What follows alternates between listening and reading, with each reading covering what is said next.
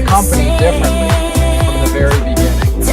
It's built to do great science and to deliver impactful medicines. And it's built to maximize quality, speed, and affordability, so we can truly meet the urgent needs in cancer. More than 10,000 people across 5 continents are working relentlessly for patients, who are our North Star. We are an oncology powerhouse with more than 1,100 expert scientists and a proven track record of developing medicines that address significant needs in blood cancers and solid tumors. In addition to one of the largest oncology research teams in the world, we have a distinctive entrepreneurial culture and extensive in-house capabilities to reach more people more quickly, wherever they are.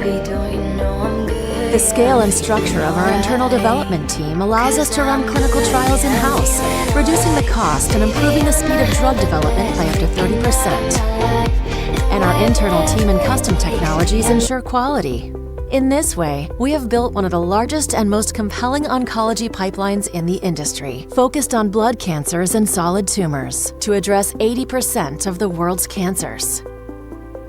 We also have significant cost advantages in manufacturing, leveraging economies of scale for producing biologics, small molecule, and other innovative modalities. To further expand global access, we continue to invest and build our global teams and facilities, including a flagship U.S. manufacturing and R&D facility at the Princeton West Innovation Campus in New Jersey, which gives us greater scale and broadens our capabilities to develop and deliver medicines with our patients-first focus. All patients deserve access to medicines that can change their lives. We strive to work closely with health systems globally to accelerate patient access to our treatments. We deliver more than medicines. We deliver hope. Built differently. BeiGene.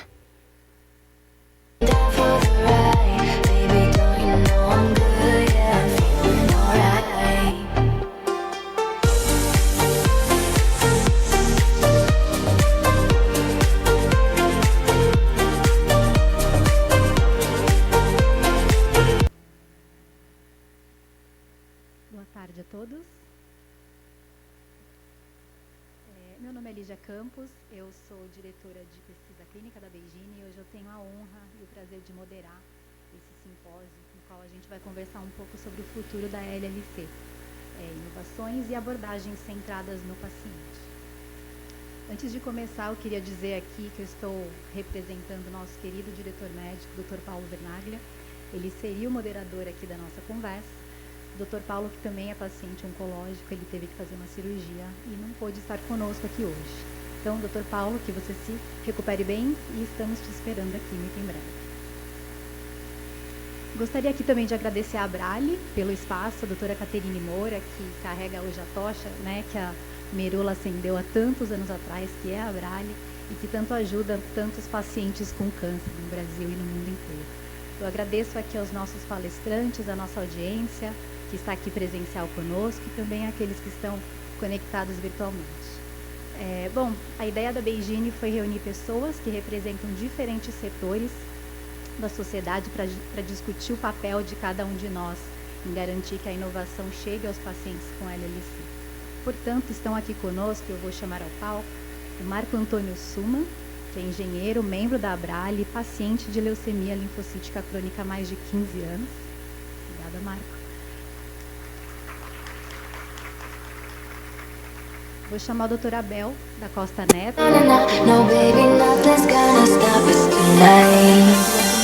oncologista na Oncostar e no Hospital São Luís Itaim, em São Paulo, e no Hospital São Luís, em Campinas.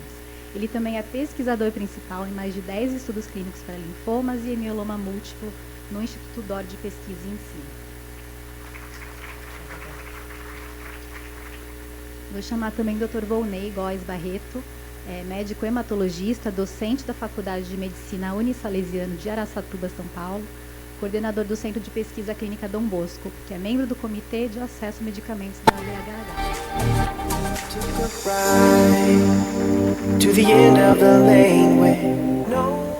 Para abrir a sessão, eu gostaria de perguntar para cada um de vocês aqui hoje o que trouxe vocês até aqui. O que move vocês a estarem hoje conosco nesse 11º Congresso de Todos Juntos contra o Câncer. Marco, você podia contar para a gente, por favor?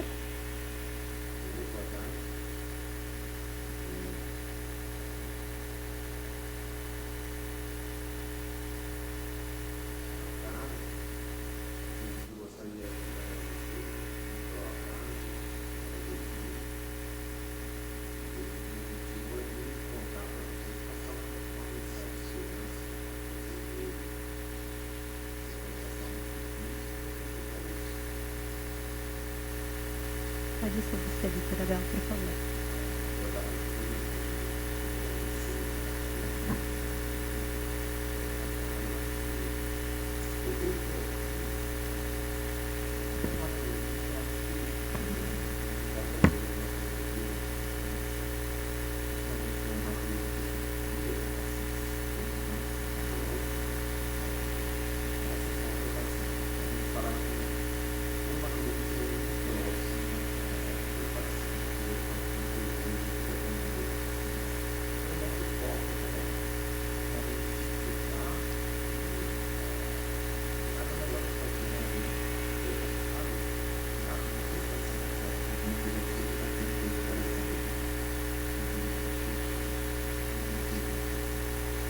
Bom, doutor Volney.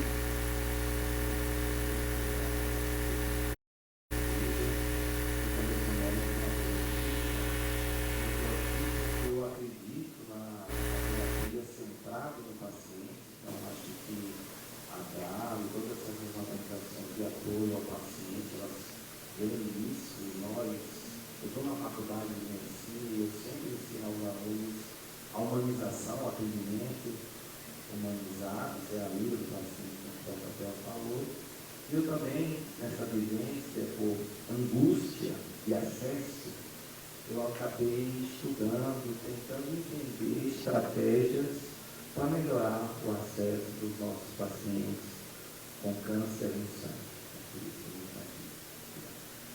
Muito bom, obrigada, pessoal. Eu também vou compartilhar um pouquinho da minha motivação de estar aqui com vocês. Como eu disse no começo, eu coordeno a área de pesquisa clínica da BeiGene na indústria, né? E toda a minha carreira aí nos últimos quase 20 anos foi justamente trabalhar com estudo clínico de oncologia. Então, me ajuda muito estar aqui hoje e ouvir, não só na perspectiva do Marco, como de todos os pacientes que estão aqui com a gente hoje, escutar também a perspectiva dos médicos, dos pesquisadores. De fato, isso ajuda muito na minha responsabilidade, que é trazer cada vez mais oportunidades de tratamento para os nossos pacientes. Então, eu vim aqui hoje para aprender, para ouvir, para levar muitos inputs com essas trocas extremamente valiosas para fazer muitas lições de casa para os nossos estudos clínicos. Obrigada, pessoal. A gente vai começar, então, a nossa conversa com o módulo 1, o paciente no centro de tudo. Então, nós separamos aqui esse momento em módulos, como eu disse, e o primeiro módulo, que é justamente a jornada do paciente em LLC, e a importância do paciente estar no centro da tomada de todas as decisões. Eu gostaria, então, de começar com o Marco Antônio. Marco, você podia contar para a gente como foi a sua jornada em descobrir que você tinha LLC? Como que isso aconteceu?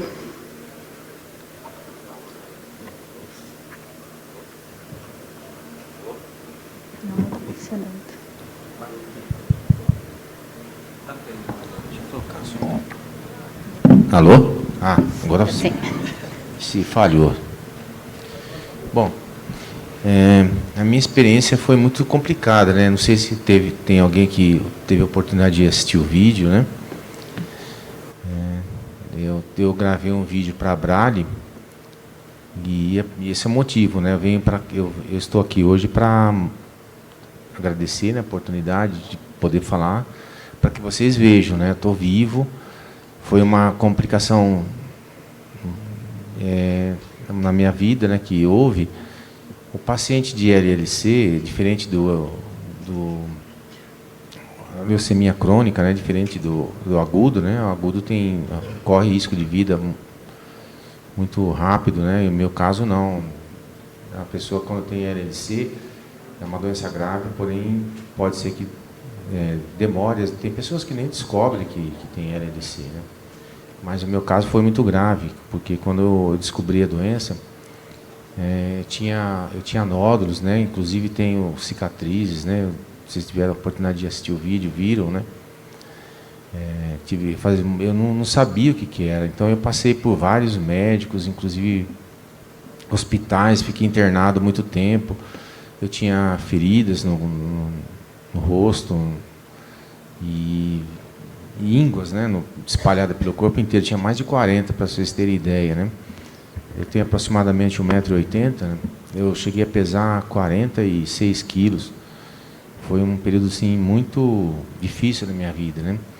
E para diagnosticar, eu fiquei 2 anos indo em médicos, hospitais, e o pessoal não sabia o que era, né? Eu também não. Na verdade, talvez até eu tenha atrapalhado os médicos, né? Porque como eu tinha lesões pelo corpo, eu achava que era pele, alguma coisa desse tipo, né? Então eu não procurava os médicos corretos. E esse processo demorou basicamente 2 anos. E quando que eu fui descobrir a doença, já estava num nível muito alto, né? Na época, eu fiz um ZAP-70, né? Um exame que na época era o que tinha, né? No momento, hoje já tem mais o beta-2, o metaglobulina, né? Tem exames mais sofisticados, né? Os doutores sabem aqui, né? Mas na época o ZAP-70 deu 68, estava crítico a situação, né? E aí, quando fui diagnosticado, depois eu fiz o tratamento, né? Eu preferi fazer o tratamento em clínica, porque no hospital a quimioterapia seria complicado, né? Porque se você você fica com a imunidade muito vulnerável, né? Então eu fiz a escolha, né, para que eu fizesse em clínica. Foi também muito difícil, né? Porque os medicamentos na época eram muito fortes, né? Eu tinha complicações, né? Vomitava muito, né? Desculpa aí se alguém acabou de almoçar, né? Eu acabava vomitando, preciso de ouvir isso, né? Eu vomitava, né? Cada refeição que eu fazia, eu vomitava de 5 a 6 vezes. Então fazia 3 refeições, né? Vocês fazem as contas, né? Era de 15 a 18 vômitos diários, né? Isso por 6 meses, né? Quer dizer, desculpe, 6 meses não, durou 9 meses, né? Eu fiz o tratamento por 6 meses, mas os vômitos continuaram. Eu perdi o paladar, sinceramente, né? Eu achei que eu nunca mais ia sentir odor nem paladar, porque eu não tinha mais, né? A medicamento na época era muito forte. Hoje, né, tem medicamentos melhores, né? Graças a Deus. E eu passei por toda essa experiência horrível, né? Como eu falei, né? Na época que eu não conseguia diagnosticar, eu tive que ter cicatriz, né?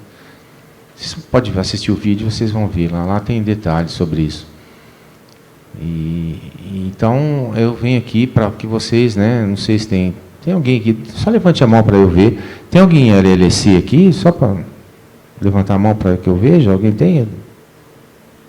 Ninguém? Olha que bom, né? Graças a Deus, né, pessoal? É muito bom, né, que vocês não tenham a doença, né? Porque é grave. E o meu objetivo é esse, né? Passar para que vocês, né, não se desesperem. Estou vivo aqui, né?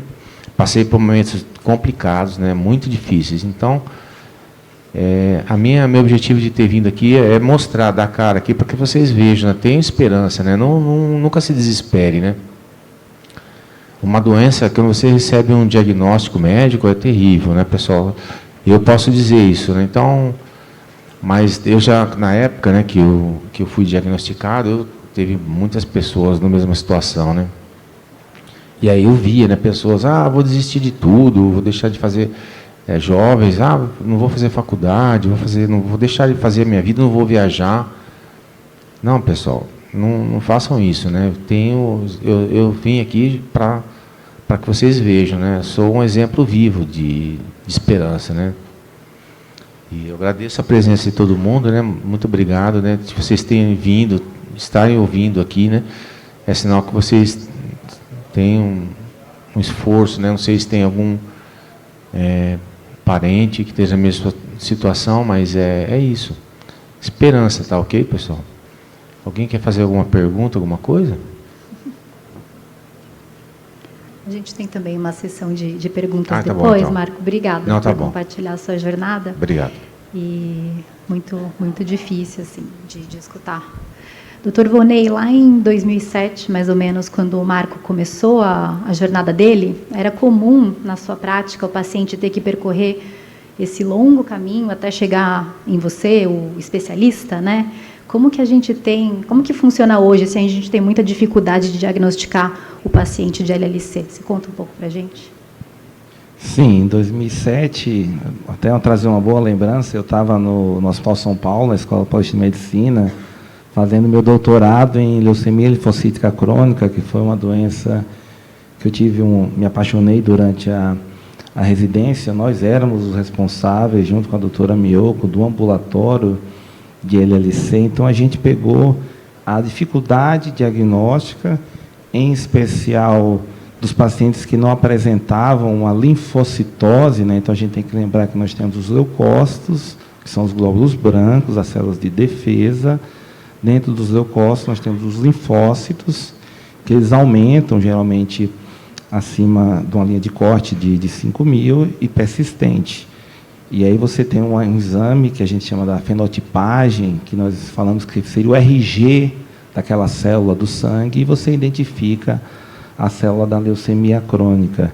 Eu assisti o vídeo do Marco, então, muito provavelmente, ele não tinha uma linfocitose tão clássica, mas ele tinha gânglios, ínguas, e essas lesões de pele, a gente fala muito que são lesões bite-like, né, que parece lesão de picada de inseto. E, realmente, quando você inicia o tratamento, um dos nossos até critérios para que haja resposta é justamente o desaparecimento dessas lesões. Trazendo para 2024, a gente acredita que nós, em geral, as linfocitoses persistentes, a gente melhorou, sim, o acesso dessa fenotipagem por citometria de fluxo, que é o exame padrão. A gente tem uma facilidade na leucemia linfocítica crônica, que você pode fazer esse exame do sangue periférico, né, da coleta do braço, você não precisa ter acesso às células da medula. No privado a gente tem isso bem amplo, e no SUS, felizmente, pelo menos na área de abrangência que eu atuo, já o colega clínico se percebe se ele já encaminha para o especialista, e até no SUS você tem já esse reembolso.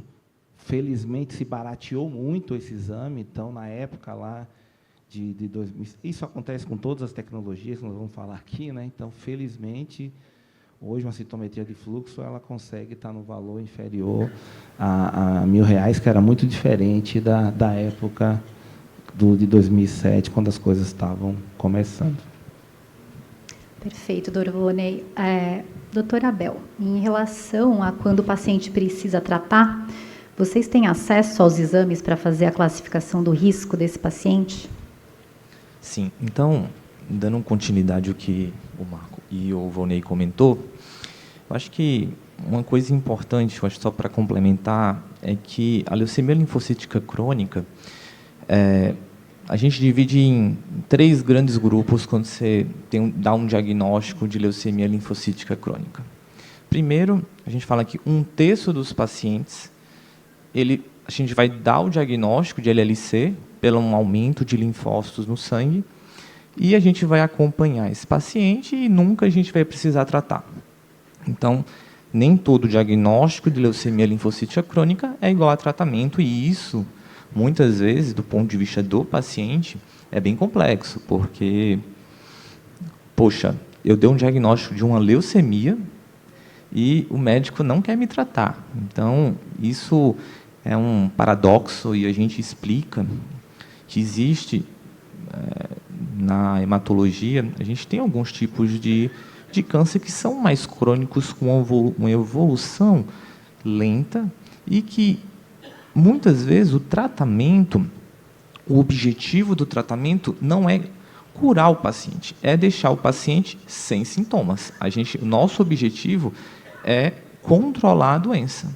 Se o paciente já não tem sintomas, eu vou estar dando efeito colateral, e não tem um benefício específico. Então, 1/3 dos pacientes a gente vai dar o diagnóstico e a gente nunca vai tratar.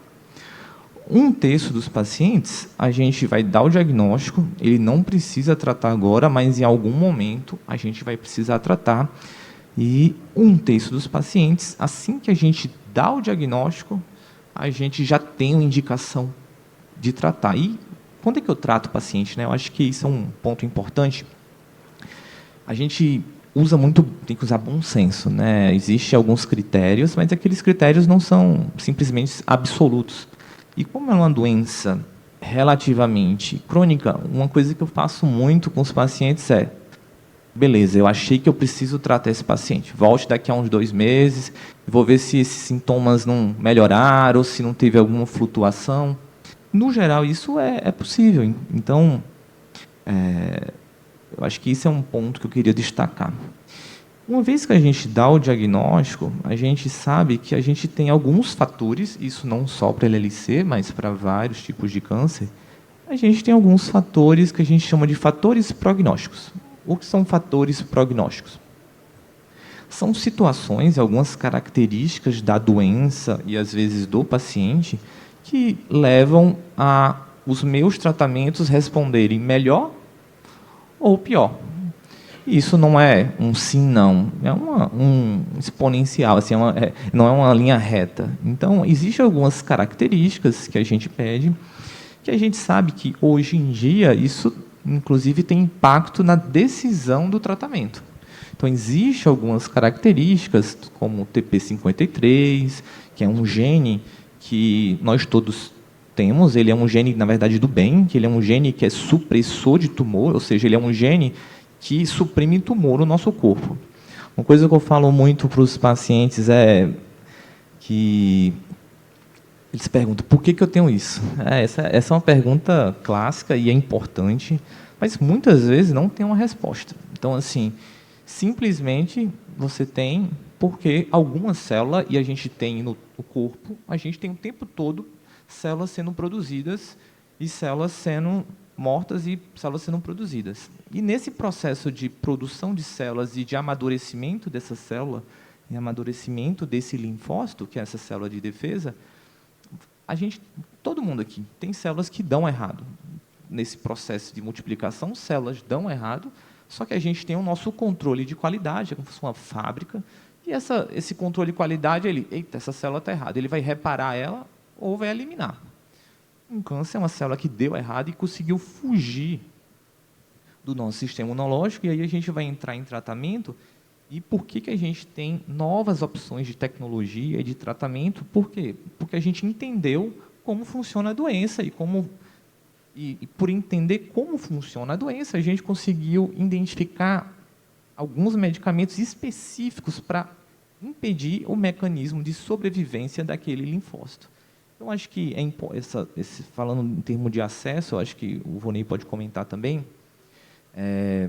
no sistema, a gente tem um gap muito grande entre o sistema público e privado brasileiro, e em relação aos exames de avaliação prognóstica, nem sempre a gente tem facilidade no sistema público. Então, isso é um problema. Muitas vezes a gente usa vouchers das parceiras da indústria para a gente ter essa avaliação. Isso é um ponto importante, eu acho que a gente vai atrás, porque isso muda muito o impacto. Mas no sistema privado, no geral, a gente consegue ter acesso a essas ferramentas, e nem sempre, não é porque eu tenho um diagnóstico de LLC hoje, eu preciso fazer as ferramentas, esses exames prognósticos hoje. Por quê? Porque o mais importante para tratar não é se eu tenho uma mutação no TP53, que é um gene que suprime tumor, e ele está com algum defeito. Porque se eu não tiver sintomas, mesmo com essa mutação, eu não vou tratar. Então, quem define o tratamento é se o paciente tem sintomas ou não. Então, a gente só investiga esses fatores prognósticos quando realmente a gente fala: não, esse paciente eu preciso tratar. E aí a gente vai atrás para a gente planejar o tratamento adequado. Doutora Bel. Só para complementar, O Dr. Chiattoni, que é um mestre nosso de hematologia, ele fala que a consulta mais difícil do médico oncohematologista é a primeira consulta de uma leucemia crônica. Em especial nesse texto que o Abel colocou bem, de que eu não vou tratar. Então, como um paciente que tem uma leucemia. Então, leucemia a gente tem realmente algum dogma, né, do impacto muito grande de que eu tenho leucemia, eu vou morrer. Então, isso a gente realmente tem que conversar com o paciente, é uma estratégia que a gente usa, e depois ele voltar daqui a um mês, para ele entender. E eu uso alguma, né, a vivência nos traz, tipo assim, ó, é crônico, não é agudo, aí ele já se acalma, né, porque tudo que é crônico, o Marco colocou bem no relato dele. E é muito interessante, fora esses fatores prognósticos, de dizer, olha, você tem uma leucemia e você vai viver com a mesma expectativa de vida de uma pessoa que não tem a leucemia crônica. Isso realmente reconforta. Mas por mais que reconforte, volta no mês que vem, volta 3 meses depois, e a gente vai, o próprio paciente ele vai notando que é um estado cronificado. E eu tenho um relato de um paciente que triste, mas que a gente precisa entender a importância das tecnologias, só para dar um adendo. Ele faleceu já, ele chamava José Roberto Zanchetti. Ele tinha uma leucemia crônica, ele tinha 42 anos. Então, a gente tem que lembrar que a leucemia crônica é a leucemia mais comum do idoso, né? Então, idade mediana de 72 anos, então ele não leu o livro, né, como a gente brinca. Então, ele tinha 42 anos, não leu o livro, apareceu. A gente fez a imunoquimioterapia na época, ele ficou em remissão por 2 anos, depois ele voltou com a doença muito agressiva, mais de 800 mil linfócitos, que a gente não costuma ver na leucemia crônica, infiltração do sistema nervoso central. Ele estava na minha tese e a gente fez essa pesquisa do P53/deleção 17P, a gente tinha a lâmina do diagnóstico e nós tínhamos a lâmina da recaída. Qual foi nossa surpresa? A gente define isso em porcentagem. No diagnóstico, ele tinha 2% desse 17P/TP53. Na recaída, ele tinha 98%. Ou seja, eu só limpei os clones e deixei o clone ruim. 2 anos depois, esse clone explodiu e a gente, na época, não tinha essas estratégias de resgate e perdemos o paciente. Então, a gente tem isso documentado da relevância prognóstica de algumas alterações que impactam na decisão do tratamento. E lembrar também que a LLC tem um componente familiar. A gente chegou mais cedo na plenária do Programa Nacional de Prevenção e Combate ao Câncer. Então, é importante questionar o antecedente familiar. Até isso, como educação continuada para os médicos e vocês, pacientes. Se você tem algum paciente com leucemia na família, fale para o seu médico. Não que a gente crie uma situação que é o outro lado de querer pesquisar todo mundo, mas pelo menos quando tem algum sinal de alerta, isso sirva para a investigação. Super claro e perfeito. E eu estou pensando aqui, Marco, levar uma pergunta aqui para você, justamente como foi a escolha do seu tratamento, né? Retomando o ponto da decisão do tratamento, que é tão relevante nesse início, no diagnóstico. Na época, você tinha opções? Foi feita uma decisão junto ao seu médico? Como que foi? Então, como bem disseram os médicos, né, vocês viram, trataram de uma maneira bem técnica o assunto. Meu caso era muito grave, né? Eu fui premiado, né, pessoal? Eu saí premiado. O meu caso era muito grave, né? Então, eu não tive escolha nenhuma, né? Zero escolha, né? Meu tratamento, devido à gravidade da situação que eu se encontrava no momento, eu tive que começar o tratamento imediatamente. Assim que, como eu disse, né? Fiquei 2 anos sem saber o que eu tinha, passei por várias situações. Quando realmente eu fui diagnosticado, a situação estava grave, muito grave. Como os médicos disseram tecnicamente aqui, ninguém acredita que eu estou vivo aqui, porque foi terrível. Eu tive que fazer biópsia de medula óssea. Não desejo para vocês não, viu, pessoal? É terrível, né? Todos os médicos que estão até rindo, porque é difícil. Eu entrei numa sala, a primeira vez que eu fiz, né? Vou contar esse caso para vocês, porque chega a ser até engraçado. Entrei na sala, né, para fazer o exame, e aí eu entrei, abri a porta, tinha uma porta, depois tinha uma anteporta, e dentro do consultório é cheio de aquelas... como que é mesmo? Parece caixa de ovo, né? Desculpa a expressão, né? Aqueles anti-ruído, né? Aqueles negócios anti-ruído. E eu olhei para cima, o teto, laterais, tinha duas portas, a própria porta. Eu achei estranho aquilo, os pés estão rindo aqui. Eles já sabem o que eu vou contar. E aí o médico vestia aquele avental, fiquei de lado, ele, vou aplicar anestesia. Ele aplicou anestesia, aí começou a fazer a punção, né? A punção é feito, só para vocês terem uma ideia, parece um tubo de caneta, né? E aí a anestesia é só para o início, porque quando que vai, ele tem que quebrar um pedaço do osso, né? Eu não vou falar tecnicamente, tá? Eu só vou contar de uma maneira que vocês entendam aí, né? Do jeito que eu entendo também. Ele quebra um pedaço do osso para que seja feita a análise, né? Eu tinha que saber, antes de começar a quimioterapia, eu precisei fazer isso. Isso daí tem que ser muito rápido, né? Levou uma semana todo o processo. E aí ele colocou, tirou o osso, olha, só Deus, só Deus na causa, porque doeu muito, sabe? E aí eu cheguei a correr lágrima, né, pessoal? Não conto para vocês, né? Aí terminou o exame, calma, tá terminando, tal, e correndo lágrima, né? Aí ele terminou, né? Falou assim para mim, nossa, mas você nem gritou. Ai, pessoal. Eu falei assim, doutor, eu não gritei, mas eu chorei, viu? Não tenho vergonha de contar isso para vocês, não. É muito dolorido, né? Aí teve que fazer a biópsia de medula óssea, depois teve que fazer o mielograma. O mielograma também é bem semelhante, né? Eles fazem uma punção aqui, né, para tirar líquido. Olha, pessoal, eu passei situação difícil, né? Como os doutores falaram, né? Na época, 2007, as coisas não eram tão avançadas, mas como eu ia começar o processo de quimioterapia, eu fui obrigado a fazer, né, para medir, né, para ver como seria o tratamento, a evolução, mas teve que ser imediato, né, porque era muito grave o meu caso.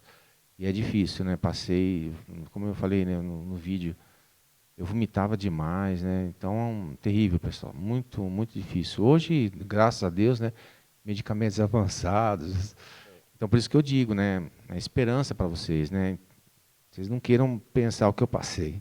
E só complementando e dando um alento na questão da biópsia de medula óssea, hoje em dia a gente tem, não é em todo o serviço, mas a maior parte deles hoje a gente tenta fazer na medida do possível com sedação. Então é igual a endoscopia.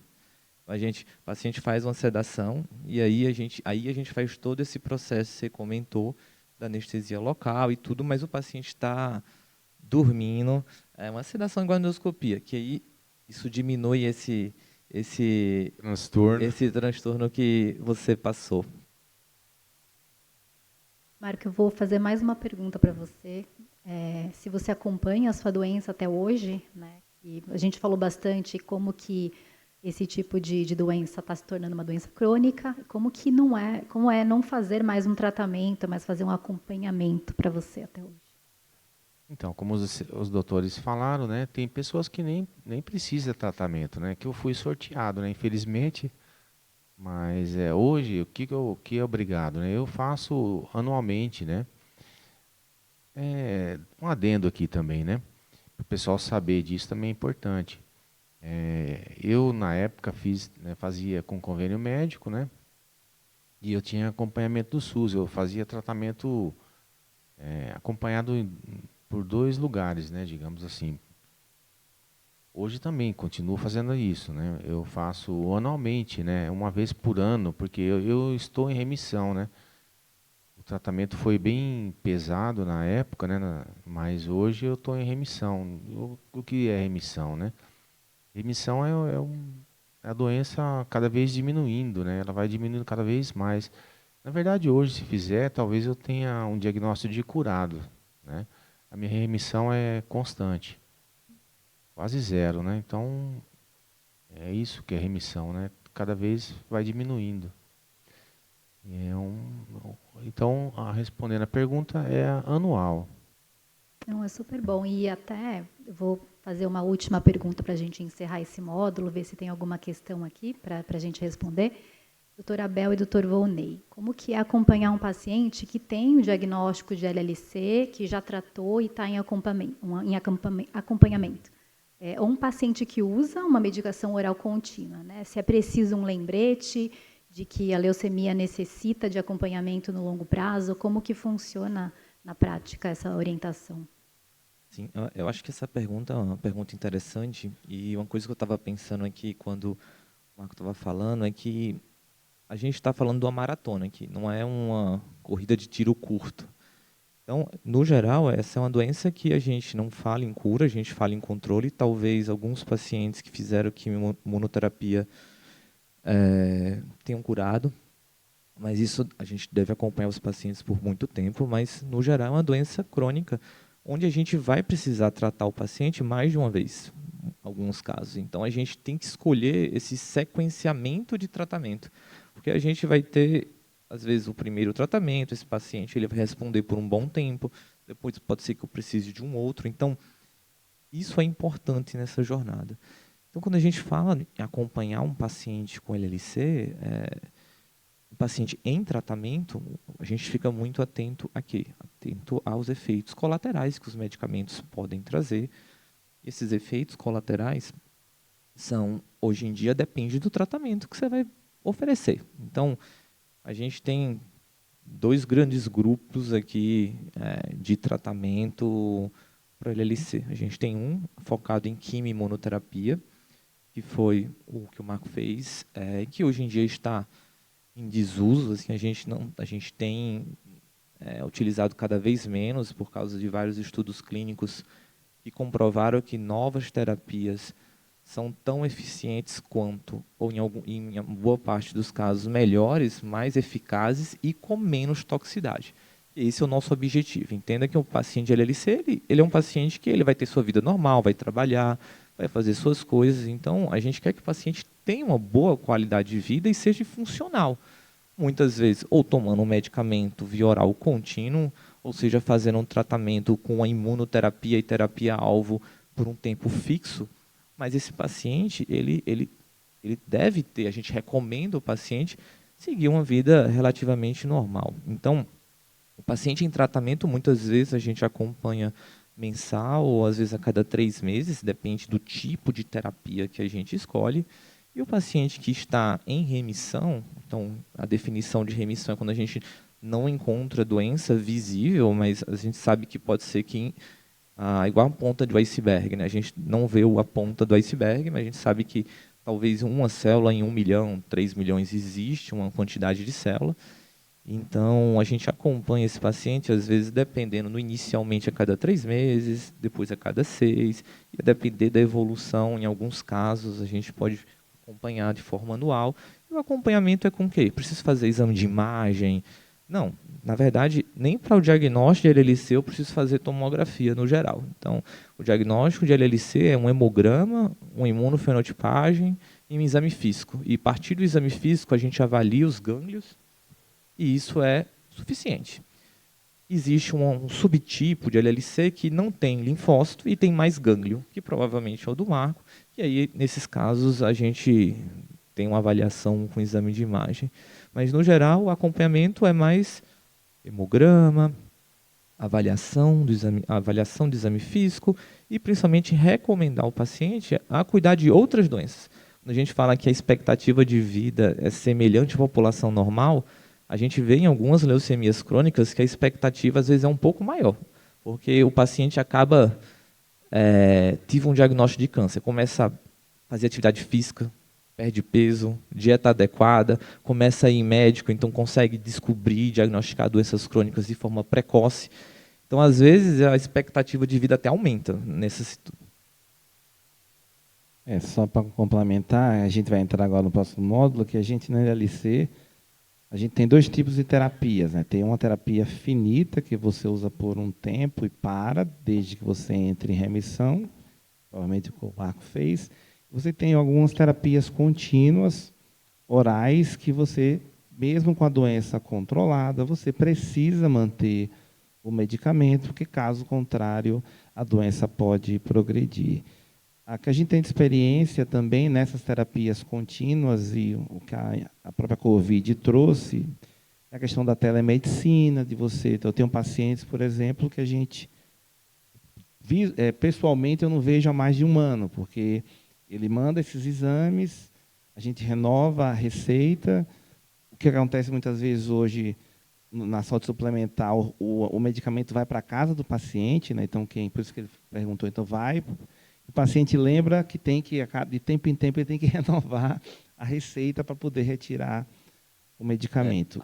Às vezes o paciente desaparece, né? Porque o medicamento vai chegando e ele só lembra de voltar quando está para renovar a receita. E lembrar que tem alguns efeitos colaterais, principalmente do contínuo de primeira geração, da questão cardiovascular. Teve um desses pacientes que estavam distante, que é a questão de mialgia, dor, e muitas vezes precisa de um apoio de um colega de outra especialidade, ortopedista, porque você está tomando um remédio. É a mesma história. Lembra quando vocês tomam um remédio contínuo para pressão, acontece alguma coisa? Tem que ver se algum daqueles remédios interferiu ou não naquele evento. Então, tem que ter esse cuidado. É isso. Gente, doutor Vonei, eu vou então inaugurar aqui o 2º módulo, a gente está com pouco tempo. Voltando para o Marco, né, que comentou bastante sobre todos os efeitos colaterais que ele teve do tratamento, sobre o quão difícil que foi essa etapa. E, historicamente, né, os tratamentos para o câncer, eles começaram com a quimioterapia, que é um conjunto de drogas de diferentes classes e que são substâncias tóxicas para as nossas células, né? Elas são comumente associadas a efeitos colaterais graves para os pacientes. Só que, no entanto, nos últimos anos, o entendimento sobre os mecanismos genéticos e moleculares do desenvolvimento do câncer como um todo, ele permitiu o surgimento de terapias mais específicas, conhecidas como as terapias-alvo, que são aí mais precisas no combate às células neoplásicas. Então, essas terapias elas não apenas melhoram os resultados em termos de eficácia, mas elas também transformam a experiência do tratamento, proporcionando ao paciente uma maior qualidade de vida. A gente falou um pouco de toxicidade da quimioterapia, que muitas vezes ainda é a única opção que alguns pacientes têm atualmente. Eu queria perguntar para o Dr. Abel esse cenário de terapias, como que ele está mudando, como que ele está se desenvolvendo, pensando nos estudos que a gente tem hoje. Obrigado, Lígia. Então, tratamento. Então, a gente, como eu tinha falado, a gente divide em quimioterapia e imunoterapia, e a gente divide nessas novas moléculas, que são medicamentos que a gente chama de terapia-alvo, onde, como eu falei inicialmente, ele age e ele inibe o mecanismo, muitas vezes, de sobrevivência daquele linfócito. Então, porque a LLC é um linfócito que sofreu uma alteração genética, e em vez de ele morrer, quando fosse a validade dele, ele fica imortal. E ele começa a viver e proliferar e não morrer. E esses novos medicamentos, eles atrapalham esse mecanismo de imortalidade desse linfócito. Então, a gente sempre tratou LLC no passado com quimioimunoterapia, e isso mudou nos últimos anos, porque a gente entendeu como funciona o LLC e a gente descobriu medicamentos modernos, e a gente vai falar um pouquinho de pesquisa clínica. Então, a gente...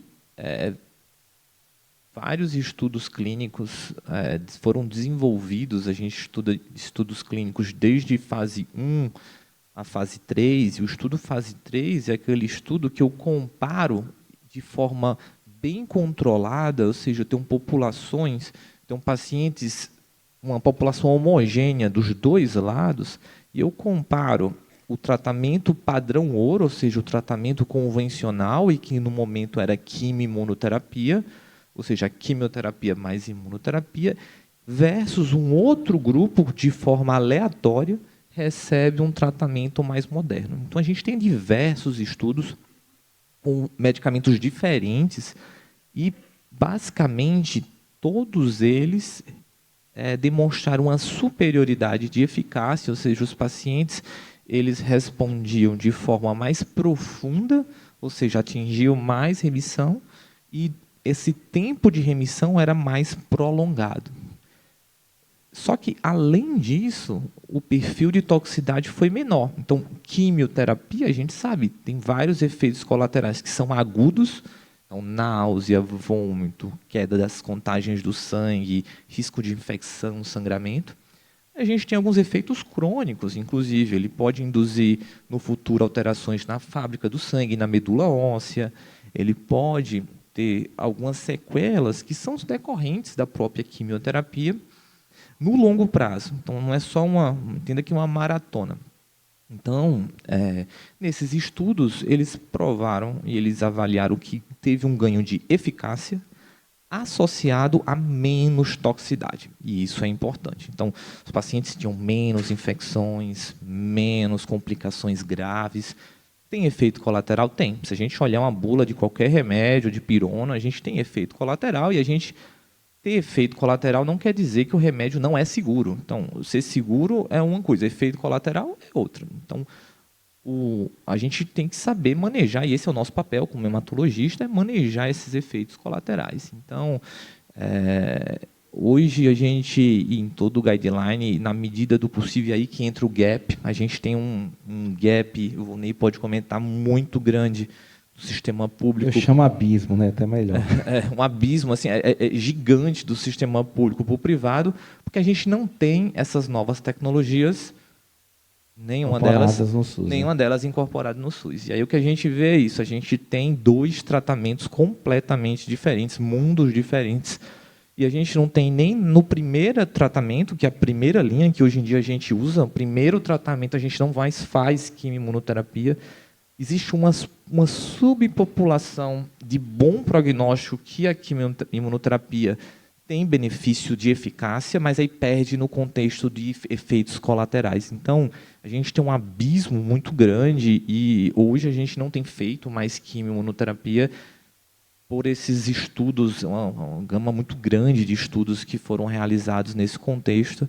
E aí a gente vai falar um pouquinho de qual o nosso papel como hematologista, e a gente define e a gente discute, porque hoje a gente tem várias opções. Não existe só uma opção, existem vários mecanismos. Então, a gente discute junto com o paciente. Eu acho que uma decisão que a gente fala que é uma decisão pactuada. A gente explica os prós e contras de cada terapia e a gente decide e toma essa decisão junto. Então, às vezes, o paciente mora mais distante, mora mais perto, tem preferência só para comprimido, tem preferência para um tratamento que é finito, um tempo sem tratamento. Não, eu prefiro um tratamento contínuo. Então, isso são coisas que a gente discute junto com o paciente. Excelente, Abel. E eu vou aproveitar o gancho, perguntar para o Dr. Volney, né, com todas essas mudanças no panorama das opções terapêuticas, se hoje você acha que existe equidade, né, se todos os pacientes têm acesso, e quais são as implicações para um paciente de LLC não ter acesso a uma terapia-alvo mais inovadora? Não sou eu que estou dizendo, nós já vimos aqui, está bem claro que nós não temos equidade.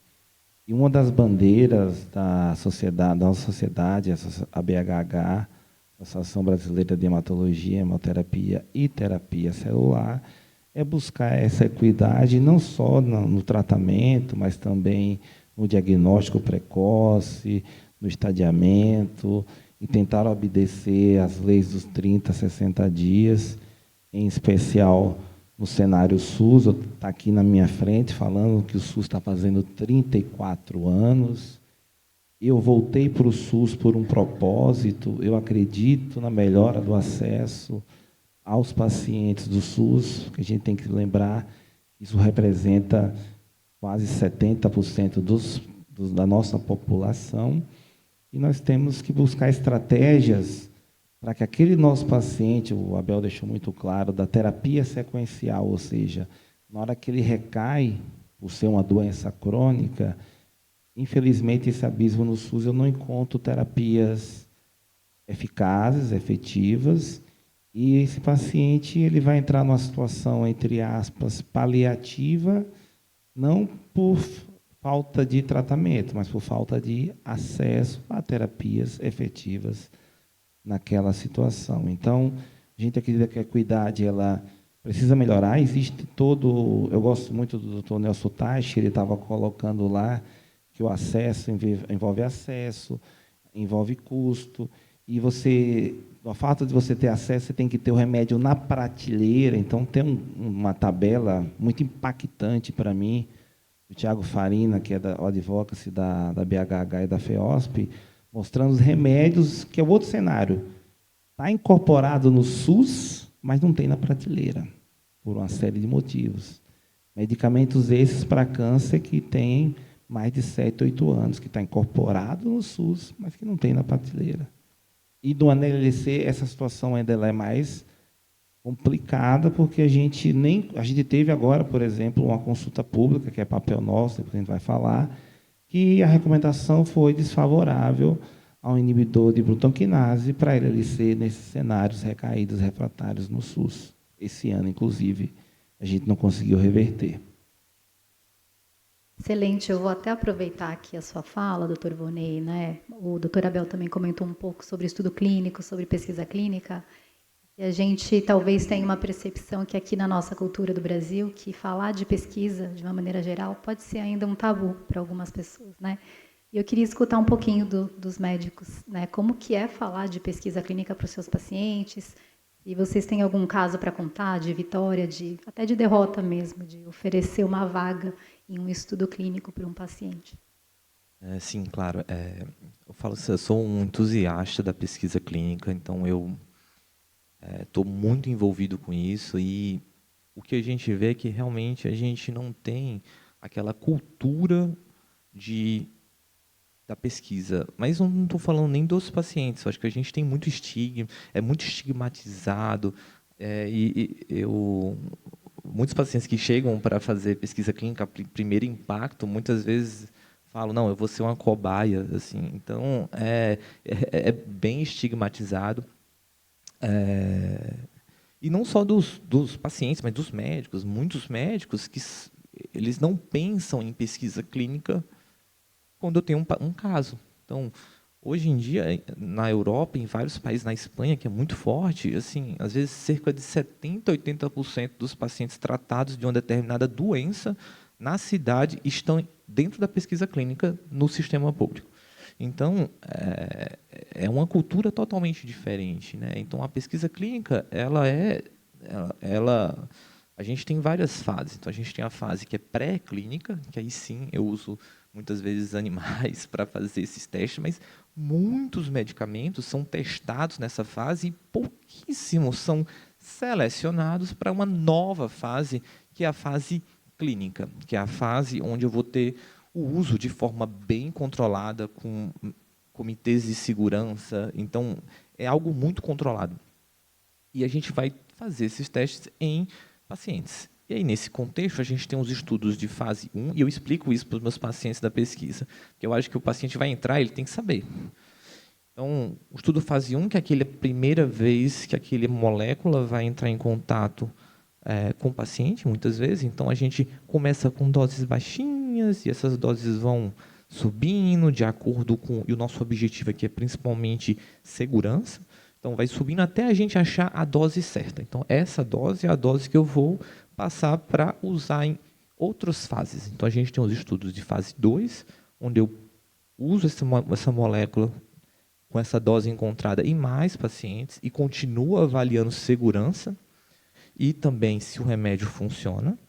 E hoje, e essa acho que é uma grande vantagem, tanto as organizações regulatórias, ou seja, o EMA na Europa, o FDA nos Estados Unidos e a Anvisa aqui, têm aprovado medicamentos a partir de dados de estudo de fase 2, porque são estudos hoje não tão pequenos, e eles aprovam por quê? Porque a gente está falando de câncer, e a gente está falando de doenças raras. A hematologia é uma parte da oncologia em geral, as doenças oncohematológicas, e, no geral, LLC é relativamente frequente para a gente tem um viés, mas são doenças raras. E a gente precisa de aprovações mais rápidas para essa população, e lógico que eles garantem a aprovação acelerada, mais rápida, desde que também a gente prove outros estudos, e como o estudo fase 3 posterior, que é o estudo que a gente fala que é o padrão ouro, que é aquele que eu comentei. Um grupo recebe um tratamento padrão e o outro grupo recebe esse tratamento que a gente fala novo. E eu tenho vários casos assim. Eu tenho pacientes que vieram, primeira vez que existe um termo de consentimento. O termo de consentimento é como se fosse uma bula assim, bem complexa. O paciente lê o termo de consentimento e ele precisa ler ele mesmo, e ele precisa entender o que está escrito lá e aceitar participar. Ele tem fosse uma bula de remédio. Ninguém gosta de ler bula, né? Então, realmente é bem complexo, e a gente tem que conversar com o paciente, explicar todo esse processo.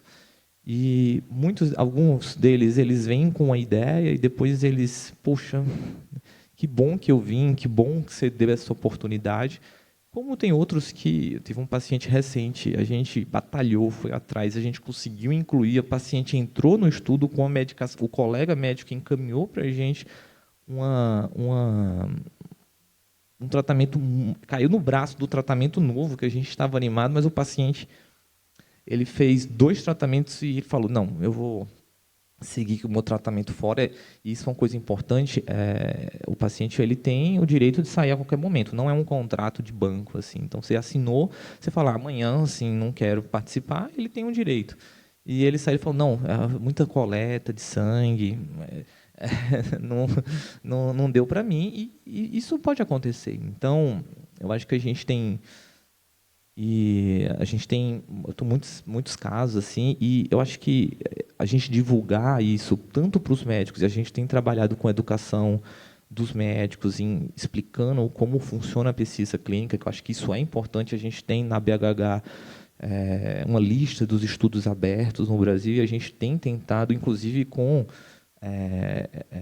grupos de pacientes, porque eu acho que muitos médicos não sabem que existe aquele estudo, não está só fora, a gente tem aqui no Brasil, e muitos pacientes também não. Então, eu acho que isso é importante, trabalhar essa cultura, tanto com os pacientes como com os médicos. Excelente. E até, Dr. Vonei, eu vou fazer uma pergunta para você sobre isso, né? Usando aí o seu chapéu de membro do Comitê de Acesso a Medicamento da BHH, você acredita, né, que a pesquisa clínica serve como uma porta de entrada, uma via de acesso a terapias inovadoras para esses pacientes? Com certeza, e nós batalhamos muito que vem a BGN, não é porque a gente está aqui, mas a gente elogia o olhar da BGN para o Brasil. Então, hoje, a gente batalha bastante para que os estudos clínicos, fase 3, eu brinco do paciente, a gente chama de sujeito de pesquisa, né? Que é o remédio que vai fazer, o estudo vai fazer a bula do remédio. Então, você vai participar quando sair a bula do remédio, você vai participar dessa opção. E a gente estimula, porque a gente fala que a pesquisa clínica é um ganha-ganha.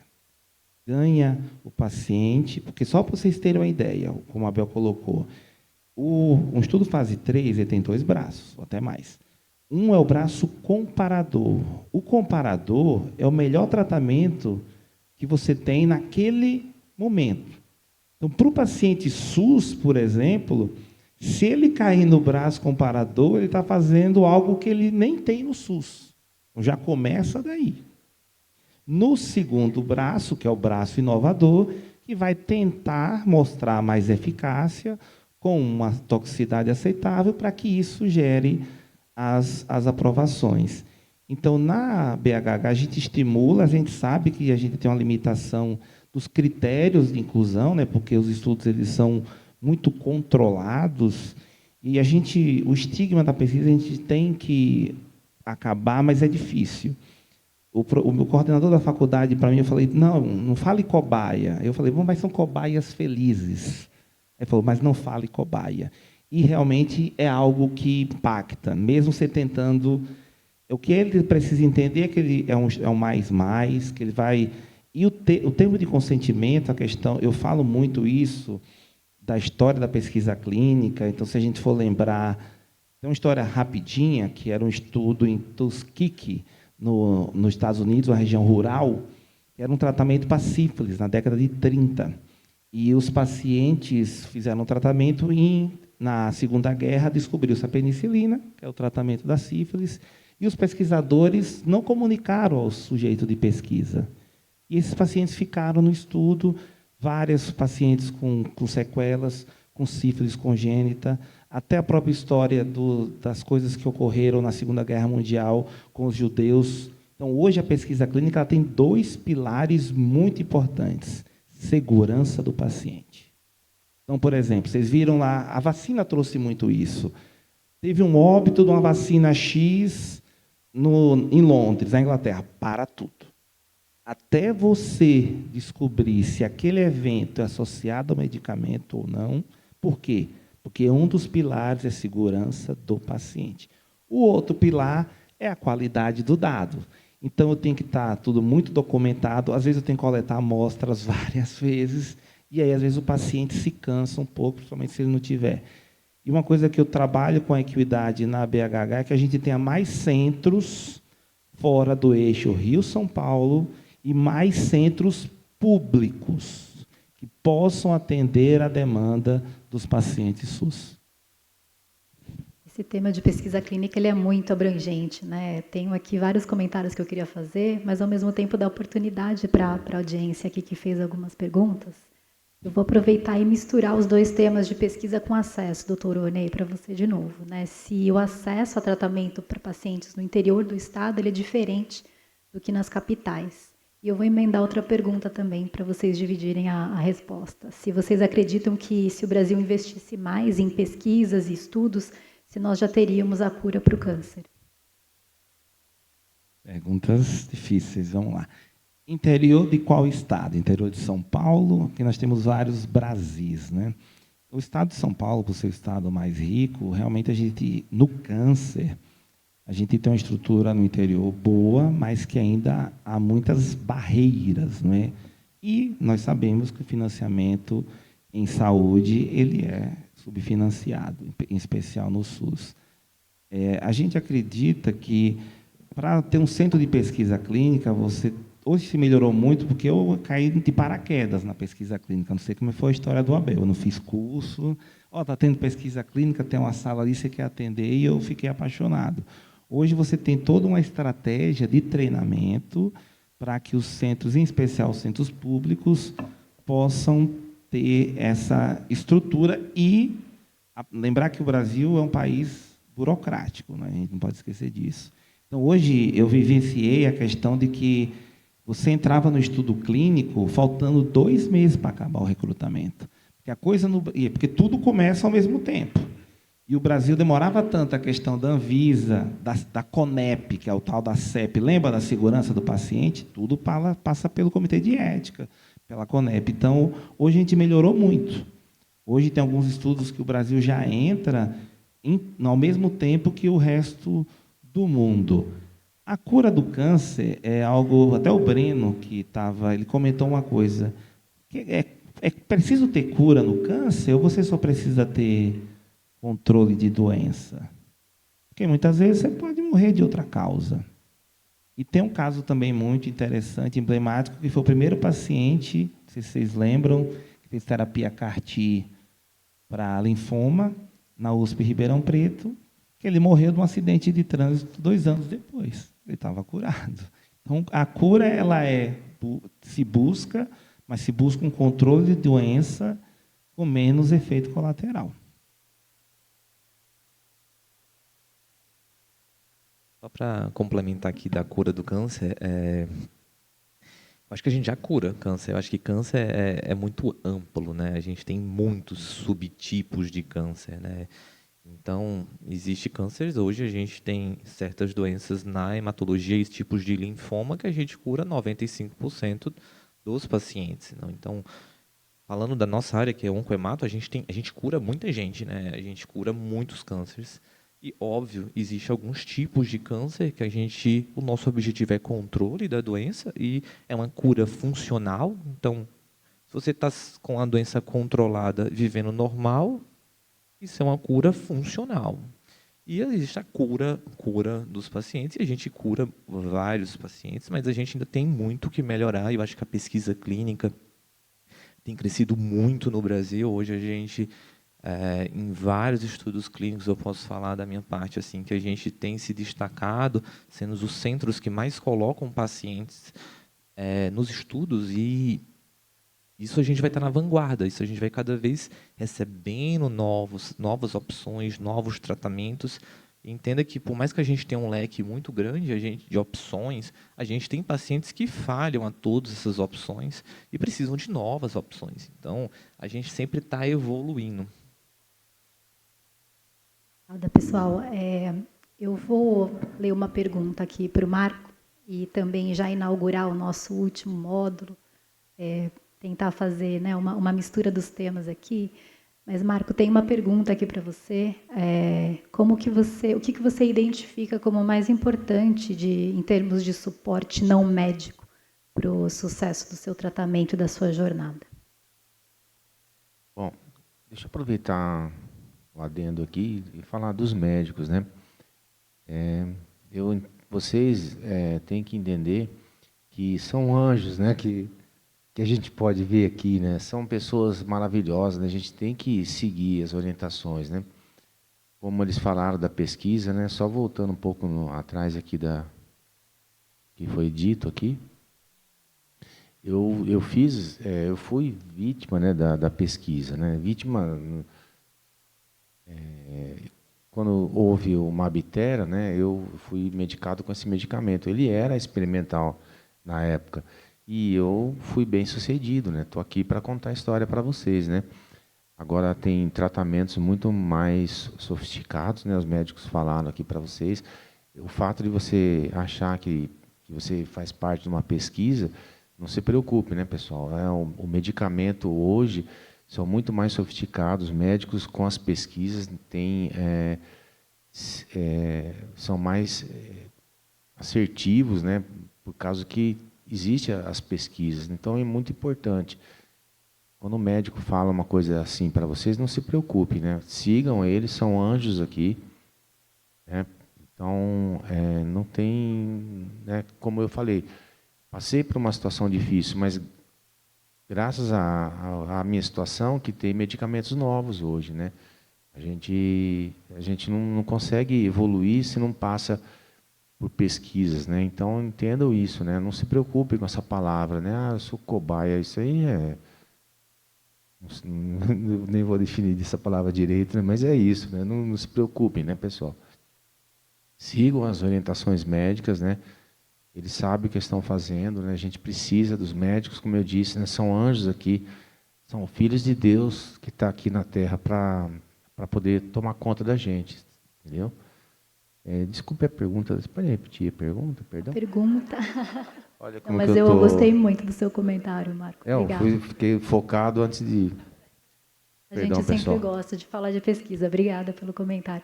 A pergunta era sobre o que você identifica como mais importante em termos de suporte não médico para o sucesso do seu tratamento, o apoio. Uhum. Bom, eu aconselho, né, vocês, né, que quem está aqui, ou alguém que vocês conheçam, né, que participe da Abrale, né? Eles têm suporte lá, psicológico, tem várias coisas ali, né? Conheçam a Abrale, né? Eu falo para vocês isso, né? Que lá, às vezes, não foi meu caso, né? Eu tenho um psicológico bom, né? Eu não me abalei em nada com a doença, né? Eu fiz o que precisou. Vocês viram o relato aqui, né? Foi muito difícil, né? O diagnóstico, a própria época que eu tive que fazer os biópsias, as coisas, nossa, foi terrível aquilo, mas não me abalou em nada, né? Mas se a pessoa precisa, né, de um tratamento psicológico, alguma coisa, procure, pessoal, não fiquem abalados com doença. Como o doutor acabou de falar, né? O doutor falou, o cara fez tratamento, curou, foi atropelado. Então, é difícil, né, pessoal? A gente sabe que a gente aqui está para... A gente nasce e morre, né? Isso daí não muda nunca, né? E se você é diagnosticado com uma doença grave, ou não tão grave, né, que seja, faça o que precisa e não mude a sua vida por isso, né? E procure ajuda, né? Se você precisa de psicológico, faça. A Brale está aí para dar apoio para vocês. Obrigada, Marco, pela contribuição. Escutar sua história é muito emocionante, assim. Obrigada pela generosidade. Obrigado.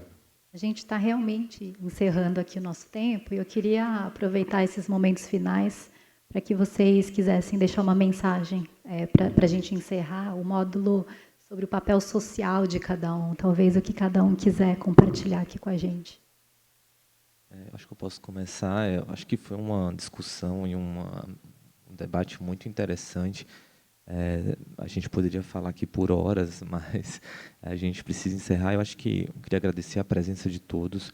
Eu acho que, como mensagem e do nosso papel e meu papel como médico, eu acho que o nosso papel é educar. Então a gente divido o meu papel em alguns braços. Então a gente tem uma educação tanto dos pacientes sobre o diagnóstico, sobre os processos, a gente conversa isso com os pacientes. Então, nosso papel principal é realmente com o paciente. Eu acho que o paciente está no centro disso. E a gente tem um papel também, eu trabalho muito com educação médica, então a gente discutir novas opções de tratamento, a gente levar informação para outros colegas hematologistas e não hematologistas. E eu tenho um papel da pesquisa, um papel muito importante, onde a gente está tanto participando de estudos na inovação, de novos tratamentos, como também da parte de descobrir novas alterações, a parte de pesquisa mais básica. Então, eu acho que a gente está nessa vanguarda, é importante. Prazer, agradecer, acho que foi uma discussão muito boa, parabéns, Marco, porque você está bem, você está curado. Obrigado. E eu acho que eu só queria trazer aqui o papel social, né, nosso, para vocês entenderem, não deu muito tempo a gente falar de avaliação de tecnologia em saúde, mas toda vez que um medicamento, um estudo, ele é aprovado na Anvisa, ele é precificado, e aí, se ele for venoso, automaticamente ele já está na saúde suplementar, e se ele for oral, tem a história do rol. No SUS, não. No SUS nós temos um ATS, que é a Conitec. E a Conitec, a gente tem um período de consulta pública, quando a gente solicita a incorporação. E as sociedades médicas já contribuem bastante. A BHH teve até uma situação, foi do zanubrutinib para linfoma de células do manto, que a recomendação inicial foi desfavorável, e a gente conseguiu reverter, no segundo momento, para a recomendação favorável. Então, ou seja, o papel da sociedade ele é relevante, sim. O depoimento de pacientes sensibiliza bastante. Teve até agora uma do Asciminib, que é para a leucemia mieloide crônica, e aí você fica numa situação que todo mundo vai procurar um escape para não incorporar o medicamento. Vai procurar que aquele paciente de não sei aonde, a agulha de não sei o quê, mas quando você tem argumento e tem a contribuição social, nós temos o poder de reverter isso, e a gente agradece a presença de vocês e fala, participem, contribuam, porque assim a gente vai dar mais acesso, e participem de estudo clínico, né? Bom, para encerrar, quero agradecer a vocês todos, né, por ter participado. Parabéns, né, a todos vocês por buscarem informações, né? Muito bacana da parte de vocês. Parabéns e obrigado.